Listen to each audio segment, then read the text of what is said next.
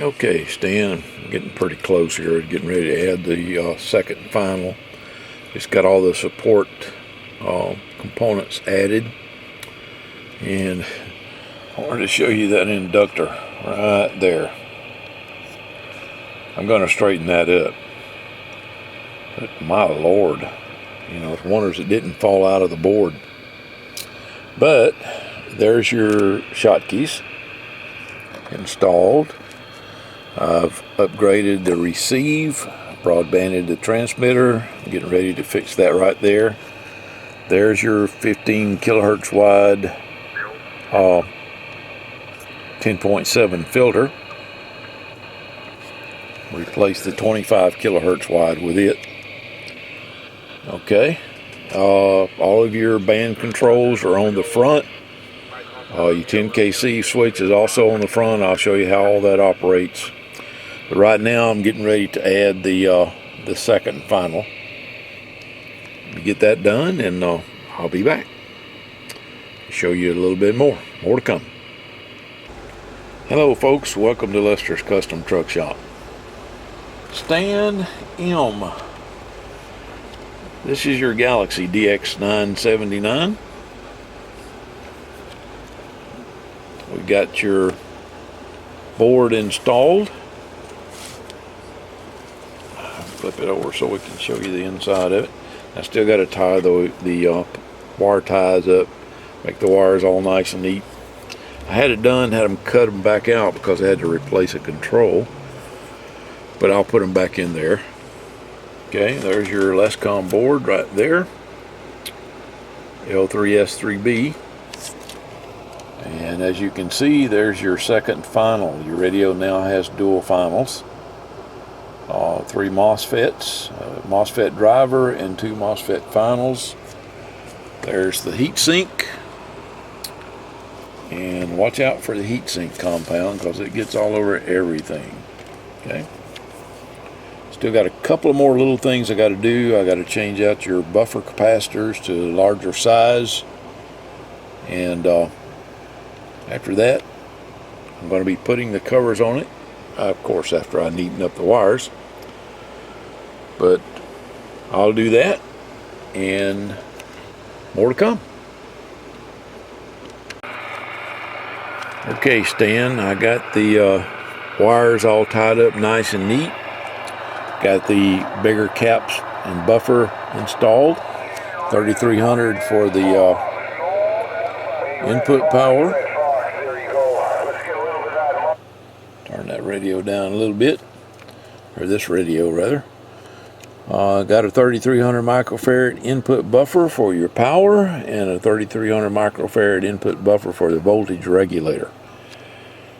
Okay, and I had missed the Schottky, and I just installed that one, D30 and D31. So you have 6 Schottky diodes in here now.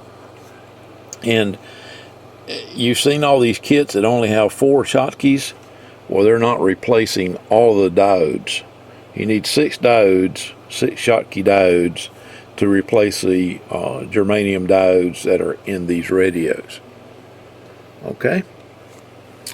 And I've got it on an external antenna. Oh, and there's your big 10 amp diode that I added to the radio for protection. Okay, in case you hook it up backwards, won't burn up the radio. That diode will conduct up to 10 amps and hopefully burn a fuse or burn up the wire so you don't destroy the radio. Okay, on channel 38.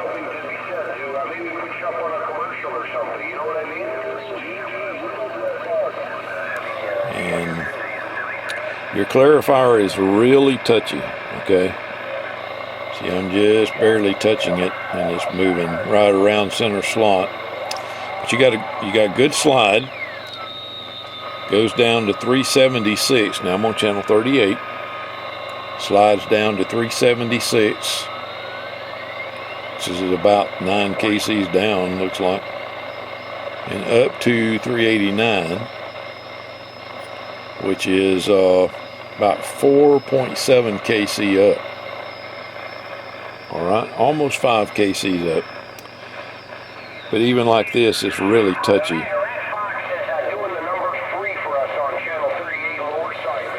You could really benefit from a 10-turn clarifier in this one.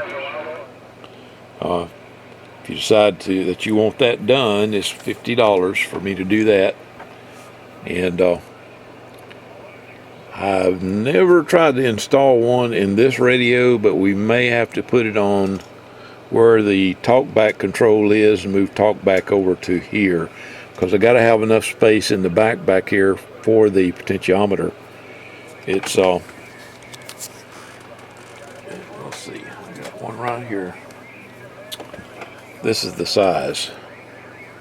Okay, so I got to have enough room back here for this thing to clear all the board and stuff. All right, you see how big that is. So I don't think that it would clear. No, it will not clear over here. So we'd have to move it over to the talkback position, move talkback over to where the clarifier is now. But I think you'd really like the 10-turn. Makes controlling the clarifier a lot easier, especially when you got that much slide on one. Okay. All right, I'm going to put the covers on it, and we'll do a power demo. And you can already see the receivers working great.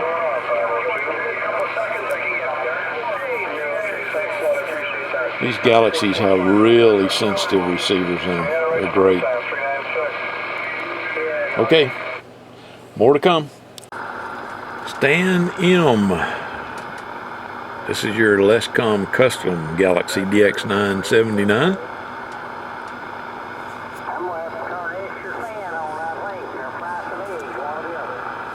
Now this tape that I got around the chrome bezel, make sure you don't leave that on there. Go ahead and peel that off.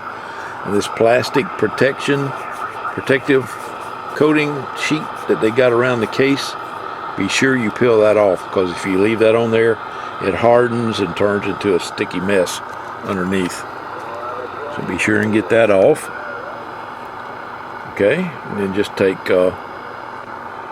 like a lint-free cloth and wipe it down every now and then to keep it clean.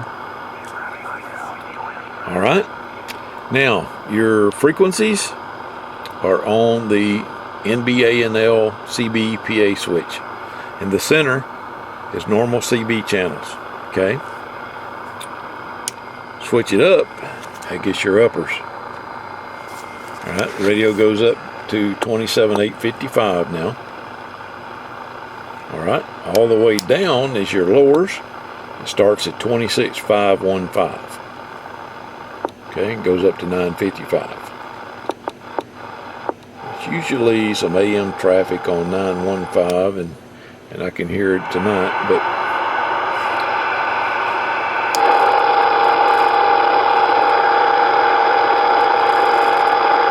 it's not good enough for us to pick up. Okay. Back in the CB band. Now, your clarifier, like I was saying earlier, is really, really touchy. Okay? See, like right now, it's on 3852. If you look at the knob, I just barely move the knob, and we move quite a bit. So a 10-turn would really help, but you go down or counterclockwise to get to the 0. All right, there's the 0 right now. Now that counter is you'll see it flicker dim every now and then. That's my counter. It's a problem inside of it. Yours is still in the box. Okay, but it slides down to 377 on AM. And like I said, there's the 0. And the 0 between AM, upper and lower sideband are in different positions on the clarifier. That's because of the inductance, and each circuit is different. I did center them all up together on the center slot.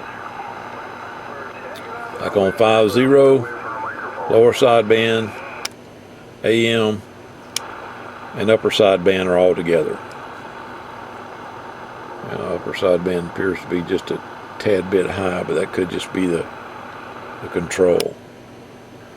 Yeah, nope. I need to go back in and touch that up. Figures. Okay.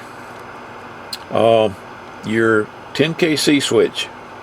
I did not hook up a 10kc switch. There's really no other control on the front panel we can use, and I didn't want to drill any holes in the covers. So what I did was coil up the 10kc switch cable and tie it up inside the radio. Alright, if you choose to drill a hole in the cover or whatever and install the switch, then more power to you, but I hate drilling holes in covers. Okay? And that 10-turn clarifier would really do wonders for this thing. Okay, let's do some power test. I'm using my Bird. As you can see, both have 100 watt slugs. Okay, the meter on the left is RMS, the meter on the right is peak. I'll try to hold the camera steady so you can see that.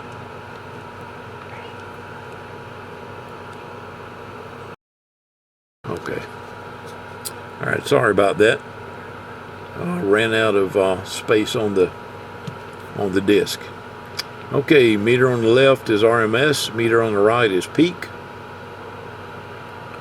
Both have 100 watt slugs in them. And we are on AM.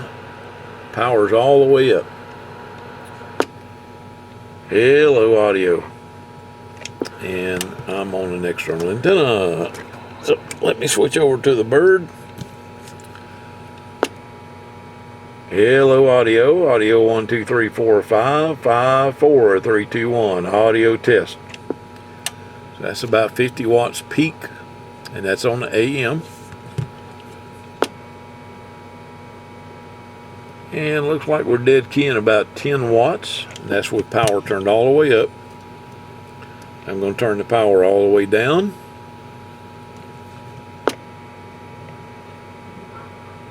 We're dead keying about 2 watts. And let's see how the swing is. Audio, hello. About 22, 23 watts. Okay, now I'm on lower side. Power's all the way down. Audio 1, 2, 3, 4, 5, 5, 4, 3, 2, 1. Audio test. About 30 watts peak. Now I'm going to turn RF power all the way up. Audio 1, 2, 3, 4, 5, 5, 4, 3, 2, 1. About 50 watts there too. Audio about 20 watts peak on not 20 watts peak, 20 watts RMS. Okay, there it is.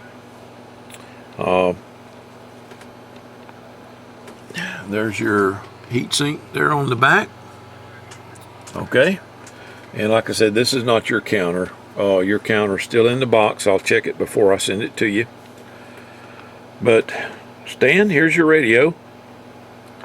I sure hope you enjoy it. It was my pleasure to build it for you. 73s, everyone.